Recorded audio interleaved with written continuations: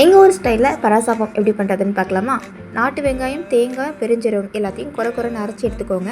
கட்டியான ஆப்பமாவு எடுத்துக்கிட்டு அதில் ஒரு முட்டை உடச்சி ஊற்றிக்கோங்க. அந்த குறைன்னு அரைச்சி வச்சுருந்தோம் இல்லையா, அதை அதில் சேர்த்துக்கோங்க. ஒரு பிஞ்ச் மஞ்சத்தூள், ஒரு பிஞ்ச் உப்பு அளவு சேர்த்து நல்லா மாவை கிளறி விட்டுக்கோங்க. தண்ணி எதுவுமே சேர்க்காம நல்லா கட்டியான மாவை கரைச்சி எடுத்துக்கோங்க. தவா நல்லா ஹீட் ஆனதுக்கப்புறம் எண்ணெய் போட்டுக்கிட்டு அதுக்கு மேலே அடை ஊற்றுவோம் இல்லையா, அந்த மாதிரி ஸ்ட்ரக்சரில் ஊற்றணும். ஸோ ஊற்றிட்டு நெய் மேலே போட்டுட்டு மூடி போட்டு மூடிடுங்க. ஒரு 2 மினிட்ஸ்க்கு அப்படியே இருக்கட்டும். அகெயின் 2 மினிட்ஸ்க்கு அப்புறம் திருப்பி போடுங்க. அகெயின் 2 மினிட்ஸ்க்கு அப்புறம் அதை எடுத்துட்டா சூப்பரான பராசாப்பம் ரெடி ஆகிடும். இது கூட பார்த்தீங்கன்னா இறைச்சானோ கோழியானோ அதெல்லாம் வச்சு சாப்பிடும்போது டேஸ்ட்டு சும்மா சூப்பராகவே இருக்கும். நோம்பு திறக்கிறதுக்கு பார்த்தீங்கன்னா வீட்டிலேயே சிக்கன்லாம் போட்டு கொத்து பரோட்டா பண்ணியிருந்தேன். அதுக்கப்புறம் கஞ்சியுமே இருந்துச்சு. அதுக்கப்புறம் நன்னாரி பால் கரைச்சிருந்தேன். சப்ஜா வேறு பிசன் எல்லாம் போட்டு கரைச்சிருந்தோம். ஸோ அல்ஹம்துலில்லாஹ் எங்களோட நோம்பு இப்படி தான் நாங்கள் இன்றைக்கி திறந்தோம். இந்த வீடியோ பிடிச்சிருந்தா லைக் பண்ணுங்கள், ஷேர் பண்ணுங்கள். தேங்க்ஸ் ஃபார் வாட்சிங் திஸ் வீடியோ.